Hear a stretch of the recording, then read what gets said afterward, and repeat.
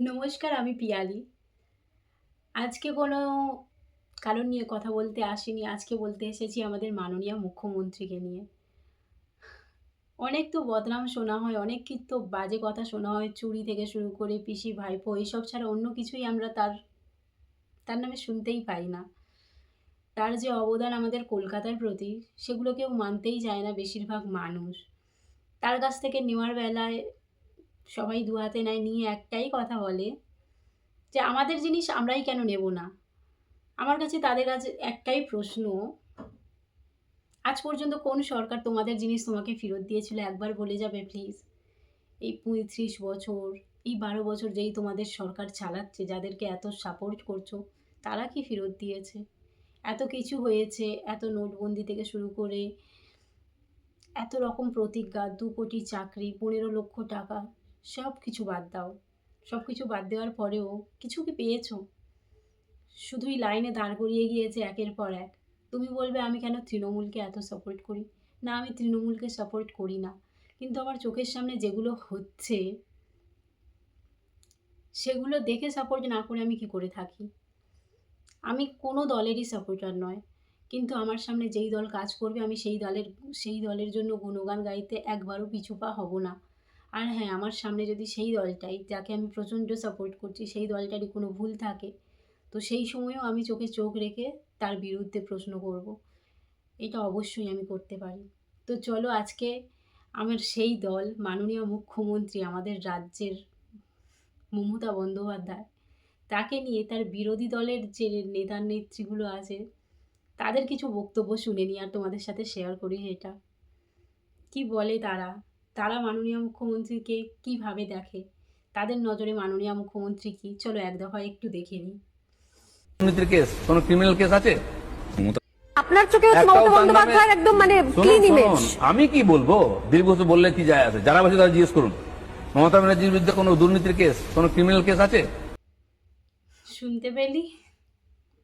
তোরা যারা মমতা বন্দ্যোপাধ্যায়ের নামে এত গাধা ছেটাস, তোমরা যারা এত বড় বড় কথা বলো, দল সামলাচ্ছে তারা, তারা বলছে মমতা ব্যানার্জির নামে কোনো দুর্নীতি, কোনো কেস কিছু নেই, আর তোমরা কাঁথা ছিটিয়ে পাগল হচ্ছ। হ্যাঁ,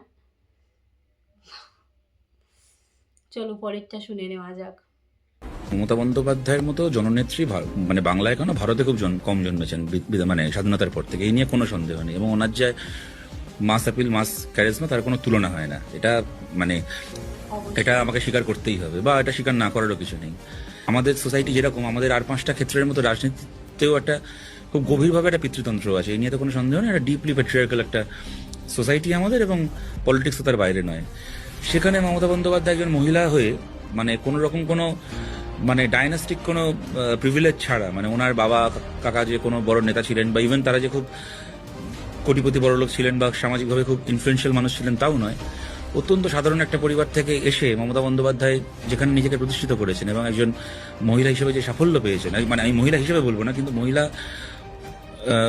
হিসেবে আমি এই কারণে কথাটা বলছি, কেননা এই যেটা আমি বললাম, পিতৃতান্ত্রিক একটা ব্যবস্থা, একজন মহিলার লড়াই তো অনেক কঠিন একজন পুরুষের থেকে। সেখানে উনি যেভাবে সাফল্য পেয়েছেন, নিশ্চয়ই এটা একটা বিরাট একটা সাকসেস স্টোরি, এই নিয়ে কোনো সন্দেহ নেই। এবং আমি সেখানে আরেকটা কথাও ওনার ব্যাপারে বলবো, মানে ভারতে এরকম আর কোনো উদাহরণ আছে কিনা একজন মহিলা নিজে একটা দল তৈরি করে একটা রাজ্যের মুখ্যমন্ত্রী হলেন। সেটা খুব সম্ভবত উনি ছাড়া আমার তো মাথায় আসে না আর কোনো নাম আছে কিনা। মমতা বন্দ্যোপাধ্যায় কোনো প্যারাট্রুপার পলিটিশিয়ান নন। তিনি কোনো রাজনৈতিক পরিবারের, মানে বিরাট বাবা রাজনৈতিক নেতা ছিলেন, জেঠু ছিলেন, সেই লিগ্যাসিতে তিনি নেত্রী হয়েছেন নন।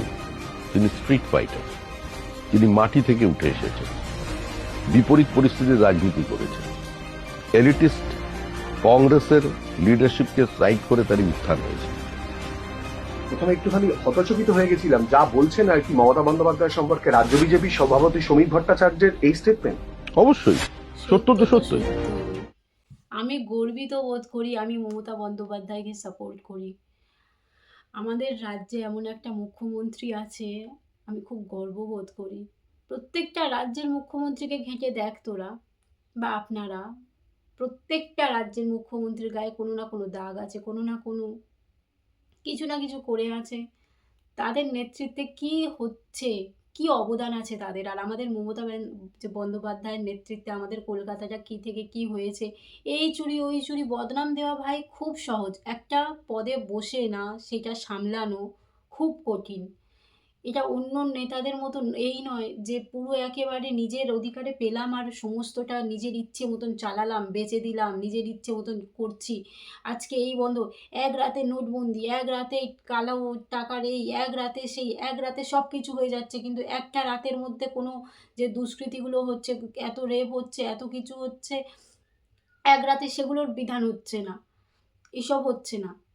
কিন্তু আমাদের মমতা বন্দ্যোপাধ্যায় যেগুলো করবেন বলেন সব করেন, চেষ্টা করেন। উনি ওনার শেষ ক্ষমতা অবধি লড়ে যান। তারপরে পুরোটাই যে ওনার হাতে তা তো নয়। আমি খুব গর্বিত আমি পশ্চিমবঙ্গে জন্মেছি।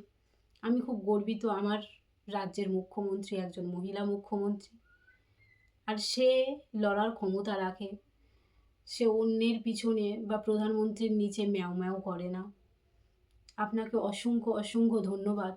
আপনি আমাদের রাজ্যের মুখ্যমন্ত্রী বলে। কখনো যদি আমি আপনাকে সামনে থেকে পাই অবশ্যই আপনার পায়ে হাত দিয়ে একটা প্রণাম করব। ধন্যবাদ মমতা বন্দ্যোপাধ্যায়, আপনাকে অনেক। আপনার নামে বদনাম অনেকেই করতে পারে, কিন্তু আপনি যে জায়গায় দাঁড়িয়ে আপনি যে কাজ করছেন সেসব কাজ করার জন্য অনেক অনেক বুকের পাটা লাগে। যেটা নেই বলেই তারা বদনাম করে, তারা জানে তারা করতে পারবে না। আর কিচ্ছু বলার নেই। ধন্যবাদ।